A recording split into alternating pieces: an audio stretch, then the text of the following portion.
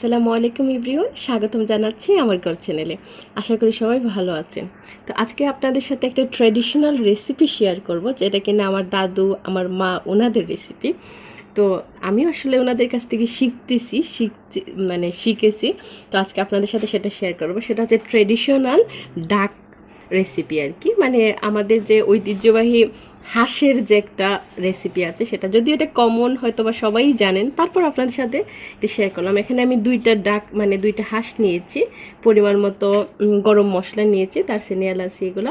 আর এখানে আমি বাটা মশলা সম্পূর্ণ, কিন্তু আমি মানে আমার দাদি রেসিপি যেটা ওনারা মানে শিলপাটায় বেটে তারপর রান্না করেন, আসলে ওই ধরনের বাটা হয়েছে এটা। দেখুন রসুনটার পেস্টটা কত সুন্দর হয়েছে।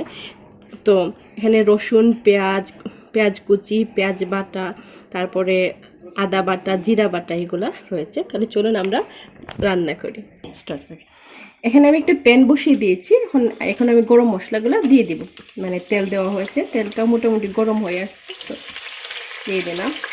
আমার দাদি বলেন যে মানে হাঁসের মাংসতে কিন্তু গরম মশলার গ্রানটা সুন্দর হওয়া চাই। এখন আস্তে আস্তে আমি এই পেস্টগুলো দিয়ে দিব।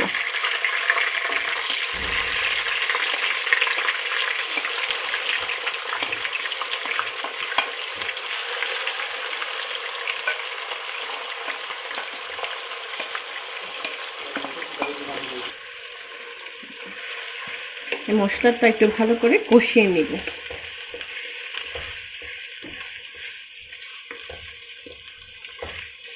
আসলে এখন কিন্তু হাঁসটা সচরাচর খাওয়া হয় না, আমরা ছোটবেলা খেতাম, আমার দাদি খুব রান্না করতেন, মা রান্না করতেন, এখন আসলে খুব একটা খাওয়া হয় না।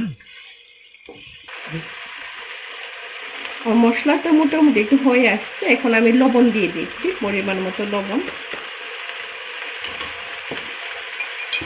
আমি বাকি মশলাগুলো দিয়ে দিব আস্তে আস্তে। আমি দিয়ে দিচ্ছি হলুদ গুঁড়া,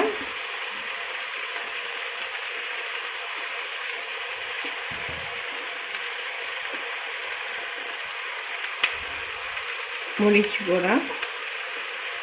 আসলে যার যার ইচ্ছা মতো আপনারা জাল দিতে পারেন, আমি একটু জালই দিলাম।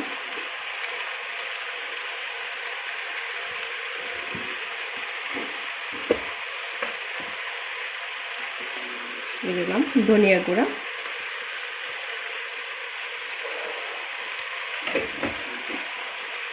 একটু নেড়ে আমি হালকা একটু পানি দিয়ে দিব।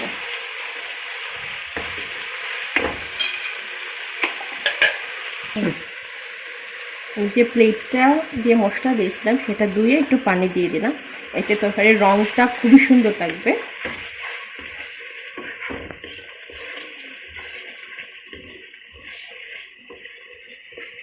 এখন আমি একটা ঢাকনা দিয়ে অপেক্ষা করব তেলটা উপরে আসা পর্যন্ত।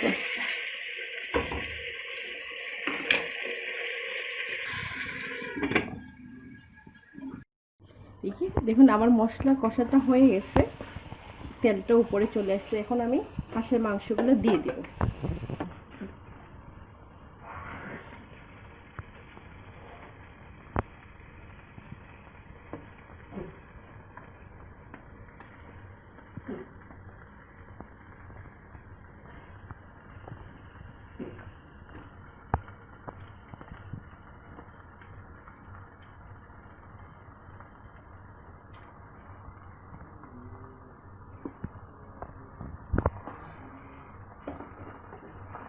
ভালো করে মিক্সড করে দিচ্ছি। এরপর হাঁস থেকে মোটামুটি পানি বের হবে।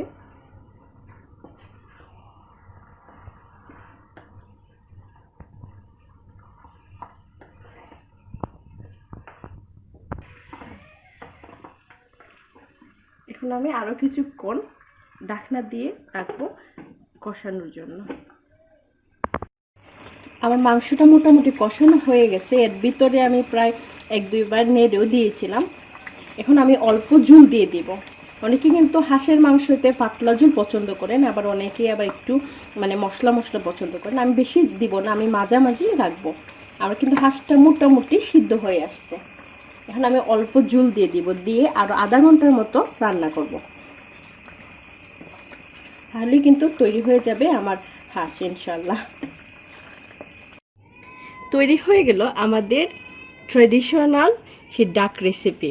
আশা করি এই রেসিপিটা আপনাদের খুব ভালো লেগেছে, অবশ্যই ট্রাই করবেন। এখন এই বৃষ্টির দিনে কিন্তু হাঁস খুবই মজা লাগে।